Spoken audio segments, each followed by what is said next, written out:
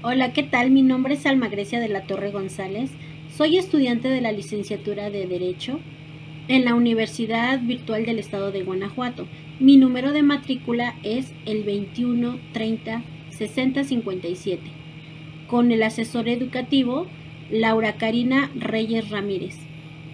El número del reto es el número 5, que se titula ¿Qué reglas se rompen? Dentro de las instrucciones que se nos envió, teníamos que elegir alguna película. En mi caso, yo decidí elegir El juicio de Tokio, para que yo pudiera entender más a fondo por qué se había dado el conflicto y por qué se les quería juzgar como criminales de guerra. Fue necesario que me diera la tarea de investigar un poquito más desde dónde venía ese conflicto. A raíz de que fui viendo la película, hubo momentos en que sí me perdí un poco, entonces por eso yo opté y fue necesario que buscara un poquito más de referencias de los sucesos que se habían acontecido.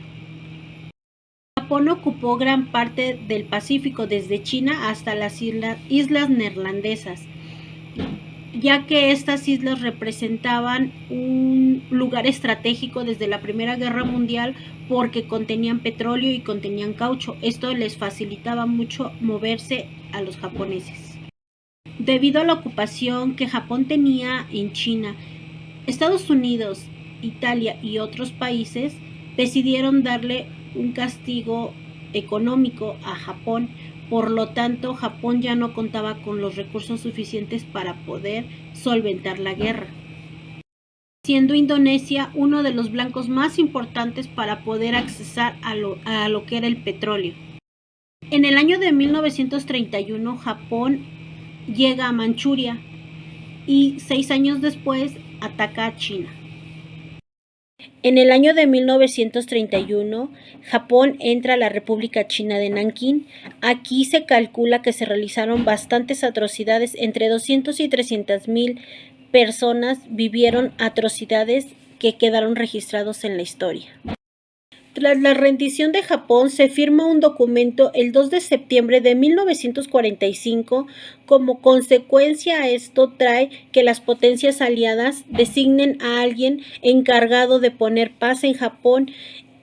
A este personaje fue el general Douglas MacArthur. El 16 de octubre de 1946 le llega la orden a Douglas MacArthur de que reúna las pruebas necesarias para poder enjuiciar a todos los líderes que estuvieron relacionados a la guerra. Desean reunir pruebas que los relacionen entre los años 1931 y 1945 para poder ser enjuiciados. Se propone que los japoneses sean acusados bajo 3 categorías: por crímenes de guerra, por crímenes de guerra convencionales y por crímenes en contra de la paz. El 11 de marzo de 1946, el Tribunal del Lejano Oriente propone enjuiciar a los altos mandos o militares que tenían rango en el cuartel general de Japón por los crímenes de guerra antes suscitados. Tras el caso de Nürnberg, donde los nazis fueron juzgados por crímenes, se pretendía que el juicio de Tokio llevara la misma línea jurídica, pero pues en algunos momentos no fue así. Los jueces que formaron parte en el Tribunal de Tokio eran representantes de las naciones del mundo. Encabezado por el presidente William Webb, este pertenecía a la nación de Australia. Los jueces que lo acompañaron y que formaron parte del Tribunal de Tokio representaban a las naciones de Canadá, China, Nueva Zelanda, Massachusetts, que pertenecía a Estados Unidos, Francia, India, Filipinas, Unión Soviética, Reino Unido y Holanda. Tras el inicio del juicio, los jueces trataban de darle efectividad con el Tratado de París de 1928. Conforme se iban suscitando todos los testimonios, Estados Unidos quería vengarse de Japón por lo que se había suscitado con Pearl Harbor, ya que ahí habían sido emboscados por estos.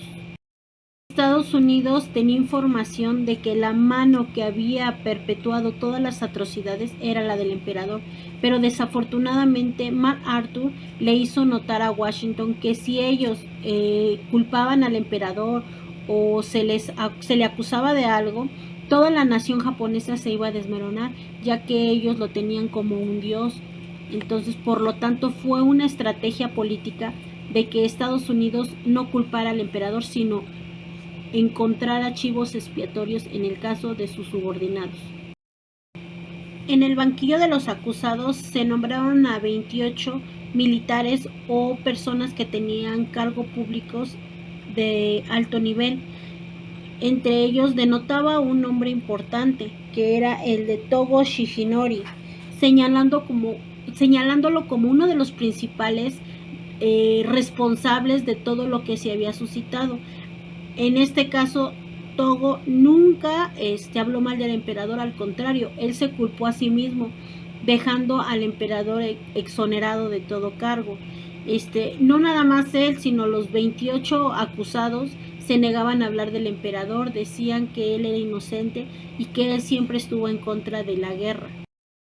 Conforme se fueron suscitando lo que fueron las audiencias en los juicios y conforme se fueron dando los testimonios, los jueces empezaron a cambiar de postura. Al inicio todos sabían que eran culpables y con esa línea los iban a juzgar, pero conforme se fue desarrollando el juicio, hubo algunos jueces que estuvieron en contra. Entre esos fue el juez de la India, Pal. Él no estaba de acuerdo. Él decía que los japoneses se habían defendido de un ataque, más que ellos ser criminales, era como consecuencia a que los habían atacado. Entonces, por lo tanto, él no podía juzgarlos como criminales. Además de que se les quería juzgar con el Pacto de París, que ellos habían firmado, pero realmente el Pacto de París sí mencionaba crímenes de guerra, pero no decía que debían de ser sancionados. Entonces, bajo esa línea, Pal, él decía que no podían ser juzgados y que no eran culpables. Para él no eran culpables. En noviembre de 1948, después de 2 años y medio de estar en juicios, de estar recabando pruebas y de estar escuchando testimonios, por fin se termina lo que es el juicio y se lee la sentencia. Entre la sentencia la lee el juez Webb, que era el representante del juicio, y la sentencia se compone de 1212 páginas, de las cuales tarda 7 días en darle lectura, por lo que en conclusión termina la sentencia así: 7 penas de muerte, 16 cadena perpetua y 2 con penas menores. Es así como se finaliza el juicio y no dan mayores detalles. Hubo personas o jueces que no estuvieron de acuerdo en el veredicto, pero no se da lectura a sus inconformidades, sino se queda así y pues se retiran. Mis referencias las tomé principalmente de videos relacionados a lo que fue todo el conflicto del Pacífico, y mi película la vi en Netflix con la serie. Entonces, con eso más o menos basé puntos importantes para tratar de que esto se entendiera un poquito más y darle un poquito más de sentido a lo que era la película. Considero que los tratados internacionales ayudan a las naciones a tener una buena convivencia y llegar a ciertos acuerdos para evitar una guerra. Entonces, en lo personal, siento que sí son necesarios y hemos tenido un avance a lo largo de todos estos años.